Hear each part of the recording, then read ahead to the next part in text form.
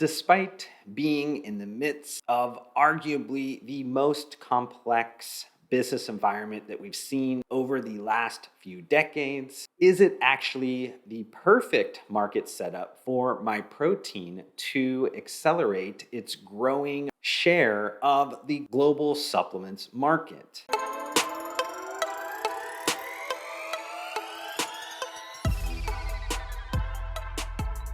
Throughout this content, I will be providing you a ton of information that will give you the chance to answer that introductory question for yourself. To help frame everything, I will be utilizing the 2021 first half, the HUT Group, or just known as the acronym THG's earnings report, earnings conference call, presentation slides that they did include, and any associated publicly disclosed news sources that will add extra color to this content. I'll also be adding my own strategic commentary throughout this piece of content that hopefully will provide additional value and insights to anybody interested in the global supplement industry. For those that aren't too familiar with THG and kind of how it's organized, it is made up of several different divisions. There are two owned brand divisions that are focused on beauty and nutrition. There is an end-to-end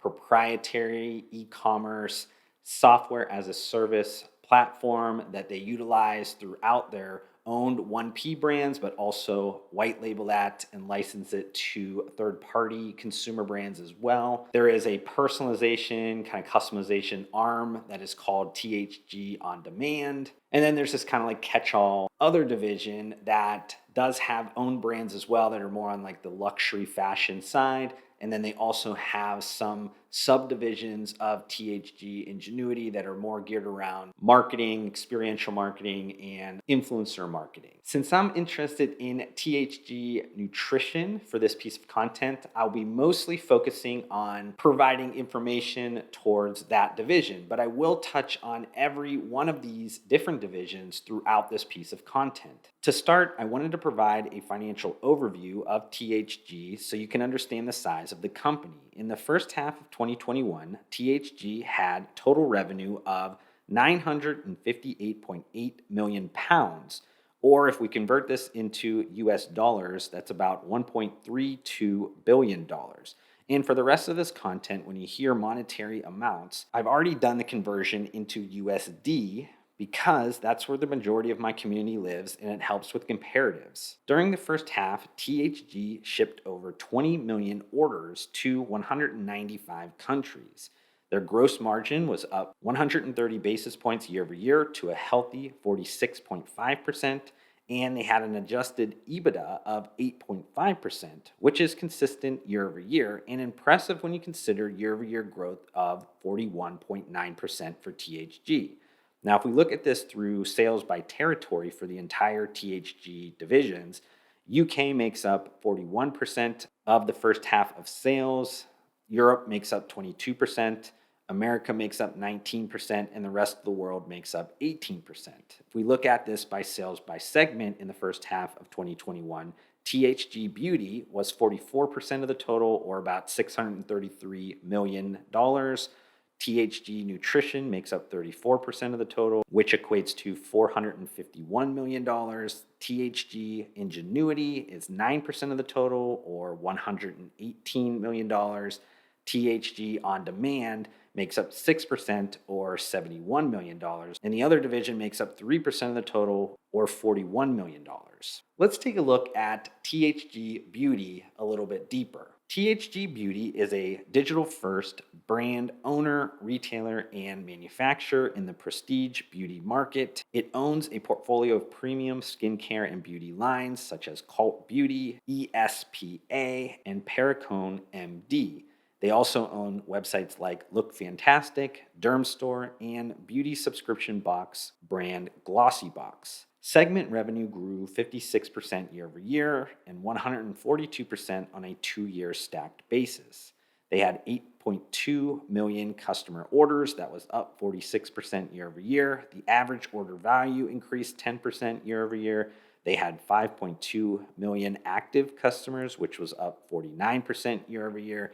They had 280 new brands launch on the platform in 2021 so far, and they had 51% year over year growth in the beauty box subscriber numbers. It's important to note that Perricone, MD, Cult Beauty, Dermstore, and Bentley Laboratories were all acquired within the last 12 months. Furthermore, the company has decided to spin off the THG Beauty segment in 2022. They believe this is going to be a really good move to unlock value for shareholders, as THG Beauty has really grown through mergers and acquisitions, also grown through organic sales, and is vertically integrated. And since we're talking about spin-offs, I think it's also important to mention that THG Ingenuity will also undergo the same divisional separation process in 2022. And this is due to the billion-dollar plus investment that came from SoftBank. And I talked about this in a recent piece of content. If you have not watched that piece of content,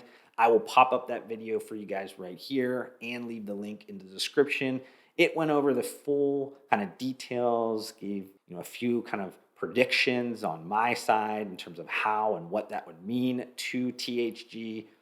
So it's a really great video to complement this specific piece of content. But to dive a little bit deeper into THG Ingenuity, this is the unique end-to-end approach to e-commerce that has powered the growth of THG over the last decade plus. While it is spinning off, both THG Beauty and THG Nutrition will have long-term THG Ingenuity contracts.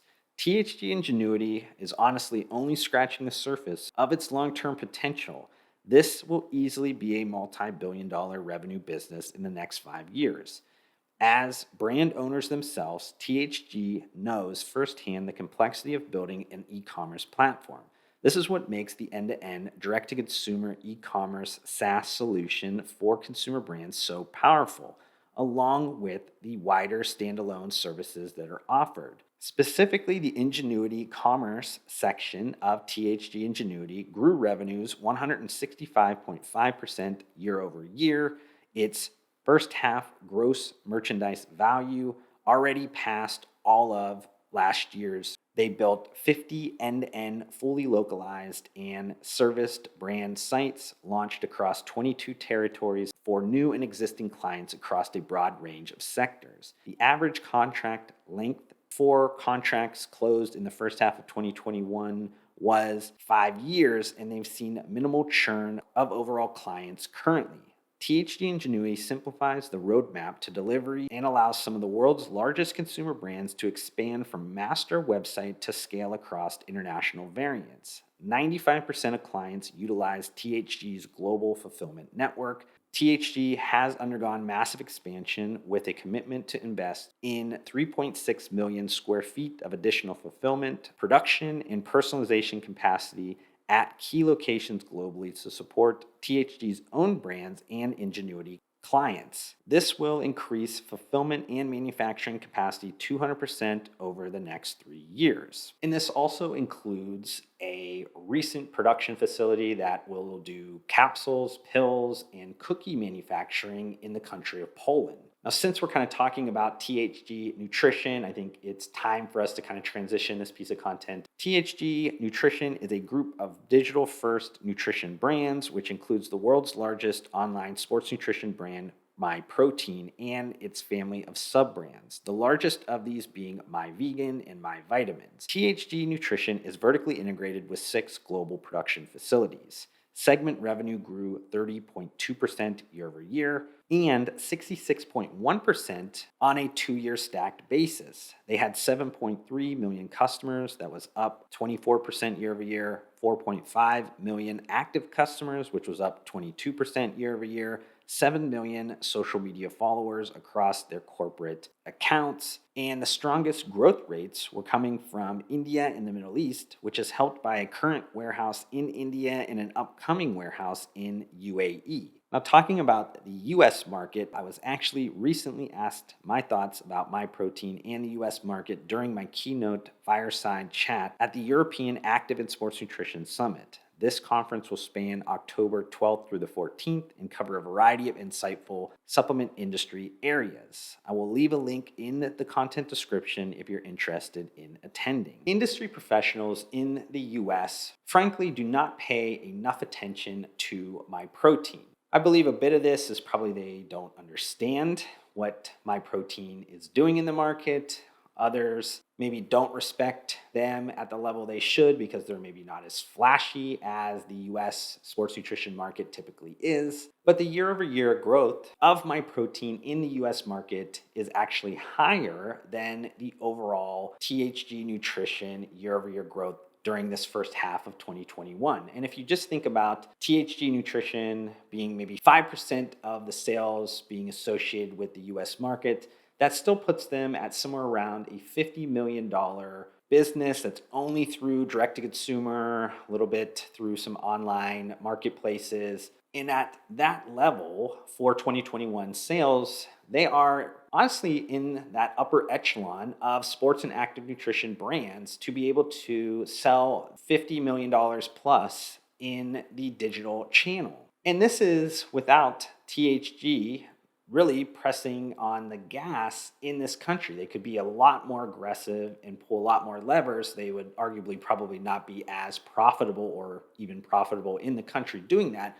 but they could do that and command a lot more of the market share. To me, this is easily a $100 million plus run rate business at the end of 2022. Though I believe some of the strategy and execution has not been as sharp as they could, I do think this is a matter of when, not if, they put the pieces together and command more market leadership in the US geographical territory. Now, moving into just vertical integration for THG's nutrition division, mentioned earlier that they have 6 production facilities. They recently acquired MyVegan at the end of 2020, which helped them with canning and bottling expertise and has expedited the launch of 14 new RTD products in the first half of 2021, which has helped them grow that product format 59% year over year. At the same time as the MyVegan acquisition, THG Nutrition also acquired Claremont, which was UK's leading independent flavor manufacturing and development laboratory for sports nutrition and beverages. THG Nutrition also acquired Brighter Foods Limited, a specialist developer and manufacturer of snack bars. As you can see, THG Nutrition has went through a ton of mergers and acquisitions activity over the last year.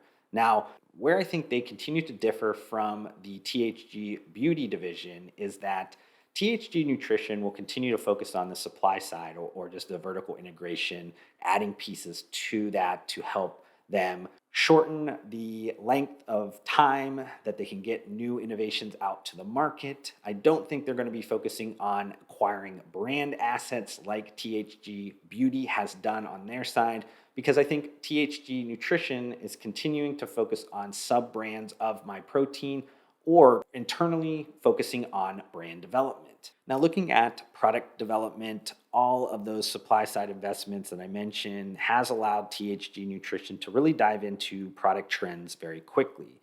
We mentioned earlier around RTD beverages. Over the first half of the year, they have launched products like vegan protein water, relax shots, and a line of sparkling enhanced waters that attach to trending areas like nutri-cosmetics and immune support. They also are focused on RTD food sources, a lot of them being bars, which aligns with their acquisition of Brighter Foods Limited. But those bar formats have included gut health ingredients. They also had a vegan protein wafer concept and a 100-calorie indulgent offering. They also have pushed the boundaries and continue to do so in food concepts that are localized to different markets. Now, in terms of trendy areas, you also saw THG Nutrition jumping into a Huel or Soylent type product line called BU, which is a complete meal replacement type product, and then an esports gamer nutrition line called Command that has RTD and ready-to-mix energy products. Licensed intellectual property has been another trendy area for sports nutrition, active nutrition brands. Arguably, the most active brand outside of Ghost in this area has been MyProtein, but they're taking a different approach. First of all, they're focusing multi-country with the majority of their focus on the European market where they're based, but also having a Mike and Ike licensed flavor assortment in the US market. They also are dealing with entertainment IP with Superman, Wonder Woman, and Power Rangers. And you're seeing them also utilize influencer extensions where they have been doing partnerships on the clothing side before, but recently did one with a flavor of Clear Whey with Matt Does Fitness and a future one with men's physique athlete Ryan Terry. I also think with that acquisition of Claremont, you're going to be seeing them focus a lot more on localized global flavors. So, really kind of dialing in on that. If it's on the licensed side or not, it doesn't matter all that much. It just matters that they are taking their global brand and making it localized. Diving into some details around marketing and the app development that has really helped MyProtein and THG Nutrition. THG Ingenuity does provide a 360-degree view, enabling data-driven marketing that seamlessly addresses the needs of customers at every touchpoint of their journey. This is driving a 76% return customer rate across all THG-owned and Ingenuity customers, with THG Ingenuity being almost exclusively focusing through direct-to-consumer on a global stage.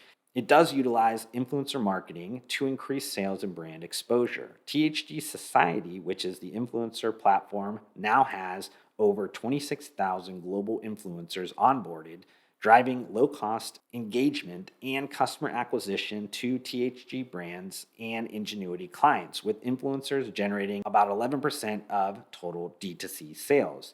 Additionally, apps continue to be an efficient customer retention and acquisition tool. MyProtein now has 2.5 million downloads on their app, up 200% year over year. This includes a digital magazine called The Supplement to help sustain its market leadership in education. Over 5% of direct-to-consumer sales are now accounted for by app purchases, and there is a 10-day reduction in the repeat order cycle for returning MyProtein app customers. So I just want to end on some final thoughts. You have heard throughout this piece of content a ton of positive activity that's happening directly with THG Nutrition or with THG Ingenuity that supports it. The question from the introduction still remains: is this the perfect business environment for MyProtein to accelerate its growing share of the global supplements market? I believe the answer is yes. This business environment